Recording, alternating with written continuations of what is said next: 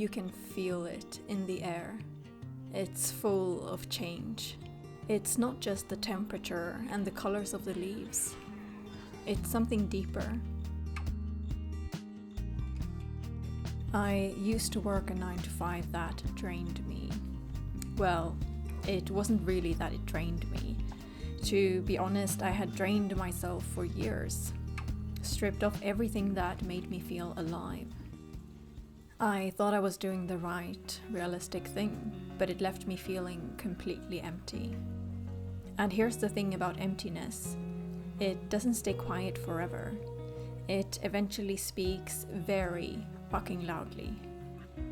For me, it decided to bring up every suppressed emotion, every buried dream, and every part of me I had silenced, all at once after one brutal incident at work. It demanded my attention, and it became the turning point after which nothing in my life looked the same. And during that period, I realized something. I didn't just want a different job. I wanted a different life. I wanted freedom, emotional freedom, but also the kind of freedom where I could wake up and choose my own day. The kind where I dared to show up online as my true self and share my perspectives, lessons, and creativity. But it wasn't that simple.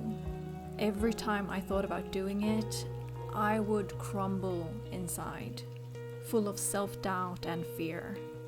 I was constantly comparing myself to others, finding reasons why I wasn't good enough.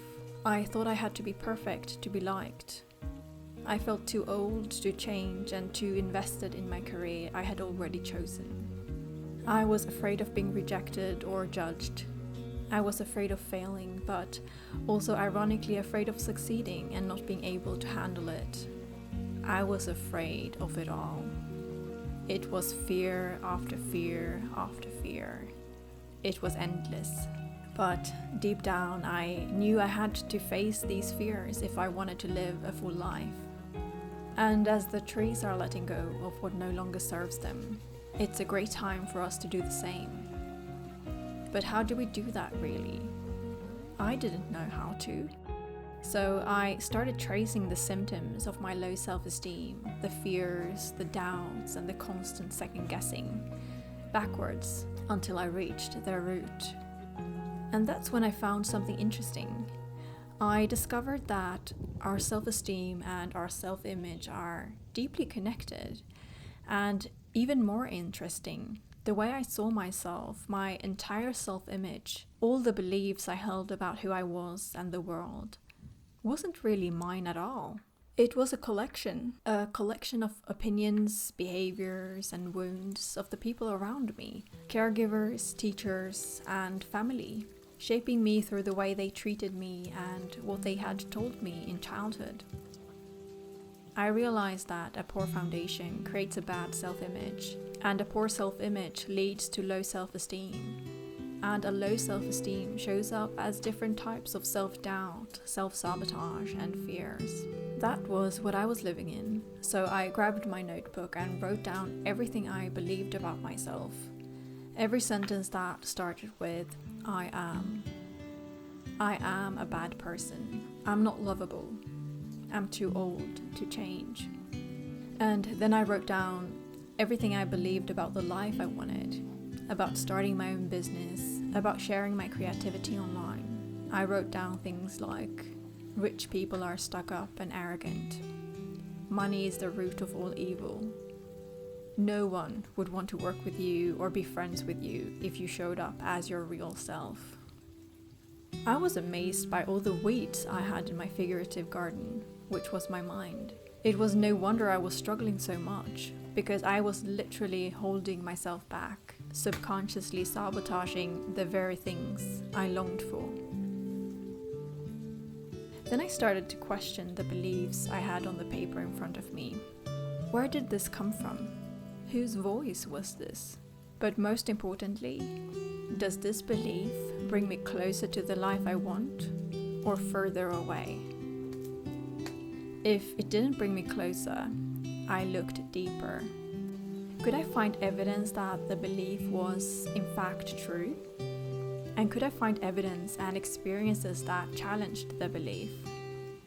I asked myself, was it really true that I couldn't trust my own experience?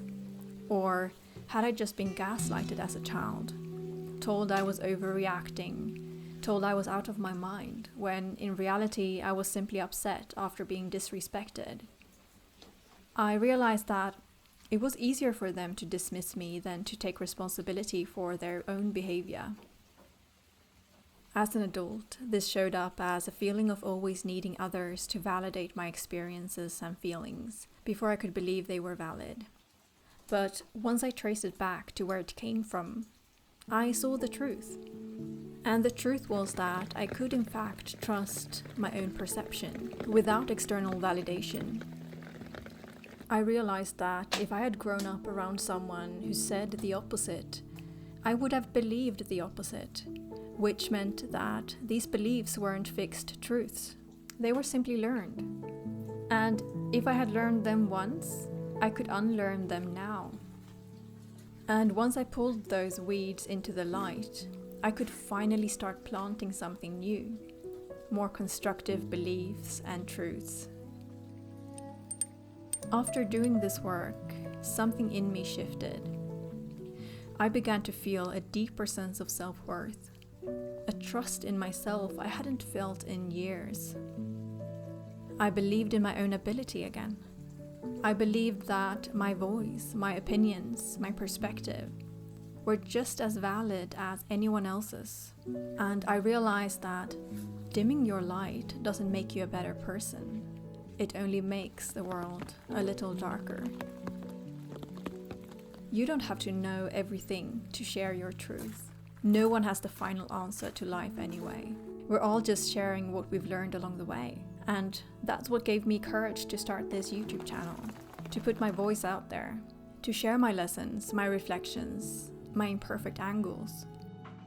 Not because I had it all figured out, but because I finally understood that I didn't need to.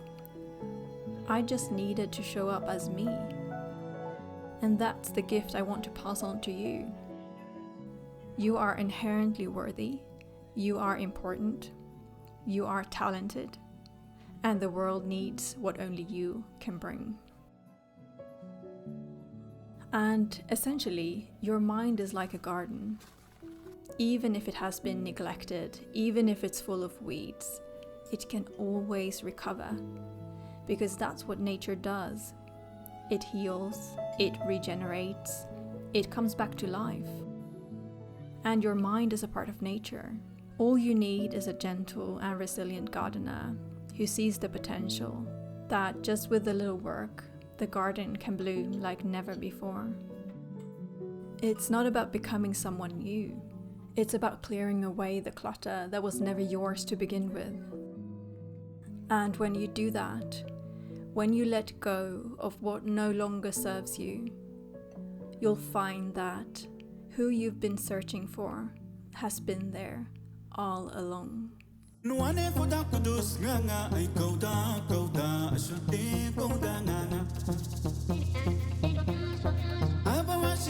Mama,